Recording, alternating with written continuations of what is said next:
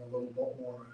And they filter so All right, you're only we're good. calling You're good? conservative. Yep. Put it on your So, little thing. yep, and- Yep. so you get- Terry's all set? yeah, All the you reds from might low get crop some, up to but yeah. high crop reds. So So you're we're not not gonna calling go, independents or blues.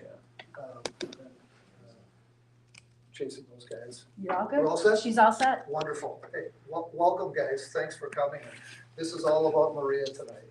This is what, we love her. She's from our county, been a great friend to the county, been a great friend to the state of Wisconsin for a long time. So we're just excited to be here tonight, welcoming her. Here we are, Republican Party, Waukesha County. We're right in the epicenter here. We've got tons and tons of races going on, actually about 152 in the county from top to bottom. Big races in Waukesha, big races in Brookfield, big races with the Elmbrook School boards all around. Here we are, we're in year number 6 of Wis Red. So bottom line is this is really, really important this time. And the other side is pouring huge amounts of resources into this county.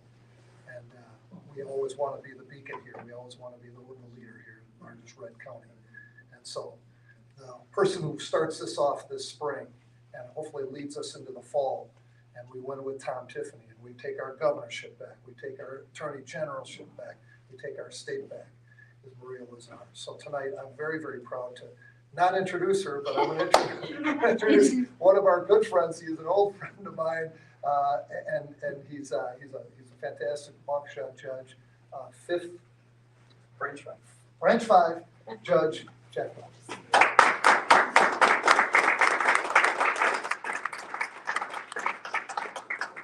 Thank you, everyone. I asked to introduce my friend Maria Lazar because I've known her, probably over a decade. She joined the Waukesha bench 12 years ago-ish, somewhere around there. And she quickly distinguished herself as a legal scholar. I jokingly called her a legal nerd. When I joined the bench, she would send summaries whenever a case got published. And she would always boil down, she's like, all right, this is what the case says, but the thing that you need to know as a judge here in Waukesha is, and she'd give us that punchline. And so I jokingly called her a legal nerd. I've introduced her a couple times as a legal nerd. But the other fun thing that not many people know is that I took over her calendar when I joined the bench in Waukesha. She rotated to a different division and I took her criminal caseload. And the cool thing about that for me was she got all the work done. I actually did not have to make any hard decisions for probably 3 or 4 months. I didn't inherit a murder trial.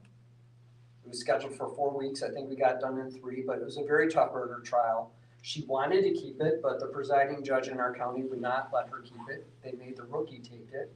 Thankfully, I think it just got to the Court of Appeals. She will not look No at comment. it. She will not look at it, but I have not been overruled at least yet on that new case that I got as a rookie judge.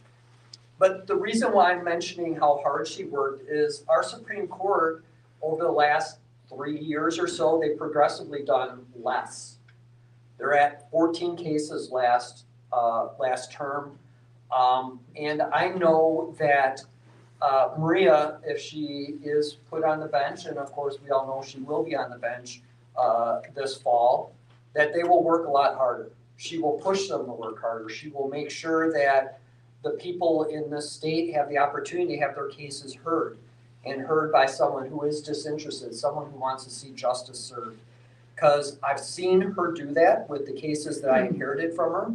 I've seen what she's done on the Court of Appeals where she's done the same thing. And I know that she's going to do that when she is on the Wisconsin Supreme Court. So with that, our candidate, our person who's going to win tomorrow for the Supreme Court, Maria Lazar.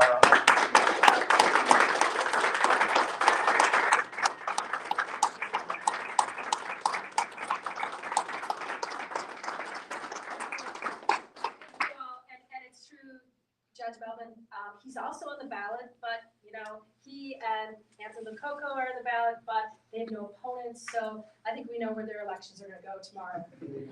It's true, when I did leave that rotation, it was, I won't say that I did all the work, but I think I had about 4 full-day hearings resolving all the motions before it went to the jury trial.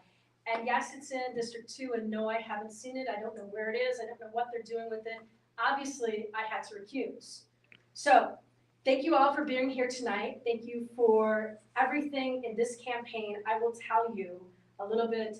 First, I'm going to thank you, then I'll just give you some information. But this has been the 100% honor of my lifetime to go around this state to talk to people. And all I can tell you is when people say thank you to me, I always say thank you to them. This has been the best opportunity to talk about the courts, to talk about why they're important, to tell why we need to change our races. And I have some great ideas for the next few years, which we'll get through tomorrow first, then we'll go to them. But I just want you to know that I could not be more honored to be your candidate. I could not be more pleased to get this term. I had several interviews today. The first one was great. The second one, the question was, how are you feeling today? And I will tell you 3 words. I'm feeling cool, I'm feeling calm, and I'm oh so confident. This has been an uphill battle from the start, but we have done things with a different approach. This is not last year's political campaign. We are not running as a politician. This is a judicial race, and I'm hoping that next year and the year after that, we go back to straight up judicial races where the questions are, who's the better judicial candidate? Who has more judicial experience? Who do the lawyers like to be in front of? And who do the people respect when they're in that court? And I can tell you the direct contrast of the 2 of us. So we had a debate. We finally had a debate. I was a little nervous when we got there last Thursday because there were tornado warnings and so we were delayed. They came in with the last one and said, by the way, if there's one more after this, we don't know if you're going. So we had our debate. It was great. It was fantastic. I had an opportunity to tell those 43% of the people in the state who are likely voters who I am, why they should be voting for me. And I'll give you a little summary. Judge Maria Lazar, 20 years private practice, 5 years Department of Justice, 12 years on the bench, every rotation but family and civil, in circuit court. My opponent, California born, Planned Parenthood attorney, 10 years a Democratic legislator from Madison, 243 bills proposed, 6 passed. Appointed to the bench for 2 years by Governor Evers in 1 rotation, and then went to the Court of Appeals unopposed. I've been on the Court of Appeals now for 4 years. I've done over 800 appeals. I've issued and authored 19 published opinions. In fact, I was hoping the debate would go that first Wednesday because that morning I issued my 19th opinion, and that would have been something I would have mentioned and bragged about a little bit, maybe. But, and no one really, it's not a big case. But the importance in this race, and some of the questions I get, and I will tell you the most important ones are, how are you going to rule on the high-profile cases? How are you going to rule on the election ones? Act 10, all these, and I'll tell you the easy answer for every judge sitting in this room and everyone watching.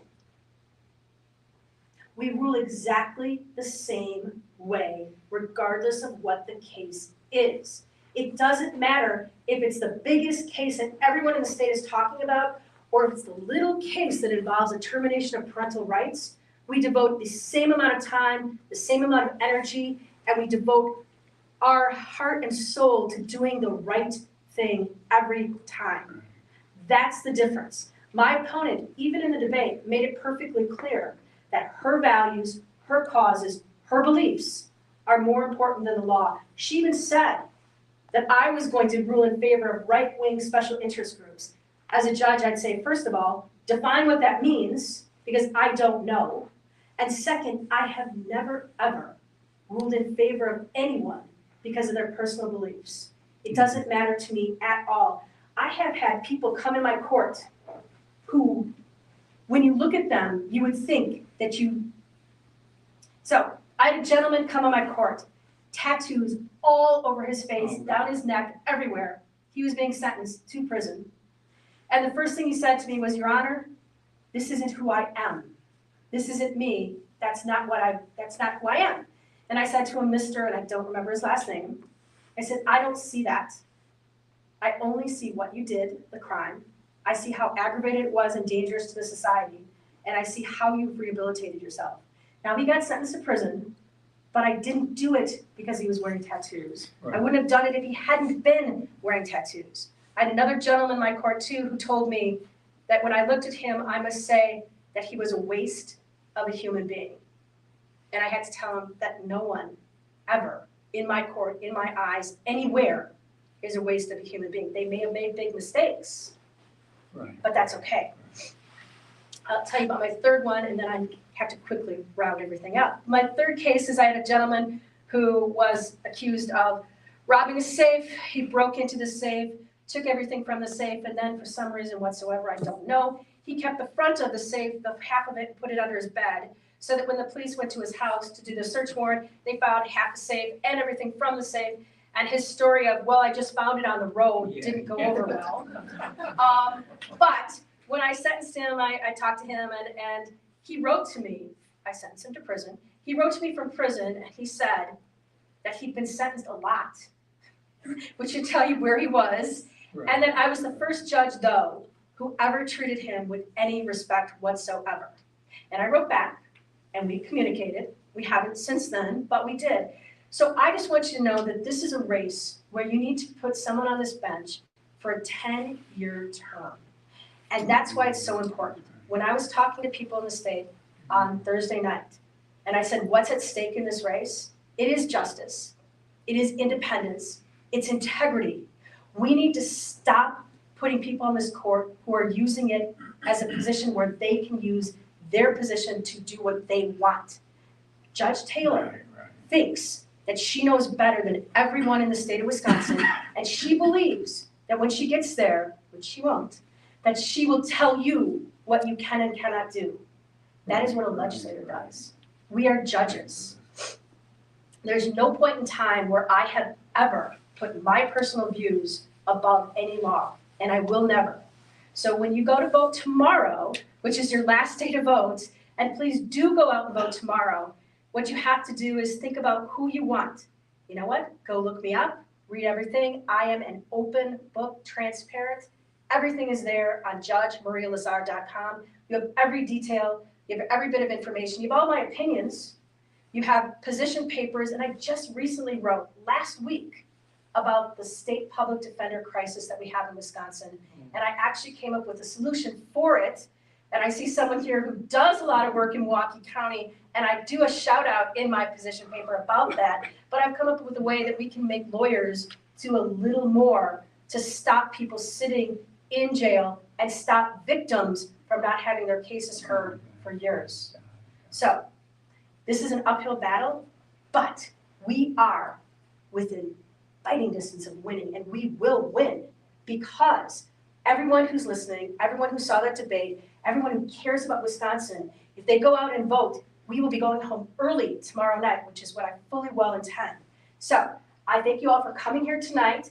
I just this morning took the opportunity to add up how many miles we've driven, my husband has driven me throughout this race, and it's 21,000 miles. And I have a map of Wisconsin that you can look at on my website with all these red dots. Spaghetti. Yes, it's spaghetti. So I want you to think about that as well, because we have gone everywhere from Superior, Ashland, Pepin, Pierce, you name it, all across the state to talk to everybody, because it's a justice position for the state of Wisconsin. And when we win tomorrow, then we can start talking about what we're going to do about races in the future, because there are a lot of things, like there should be 3 debates, they should be live streamed, they should be for the public to see. Why is this a guessing game? And why is it at the end of a campaign? Let's do it right next time, but this time, let's draw that line in the sand, a firewall, so we can stop the erosion of trust. When I go to people across the state, the one thing they tell me is they don't think that there's a fair court in our capital. And I don't care if there is or isn't, perception is reality.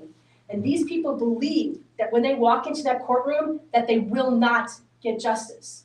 Well, you're gonna have Justice Lazar giving you justice starting in August, but I need you to vote on April 7th. Thank you all, thank you for coming, get out and vote.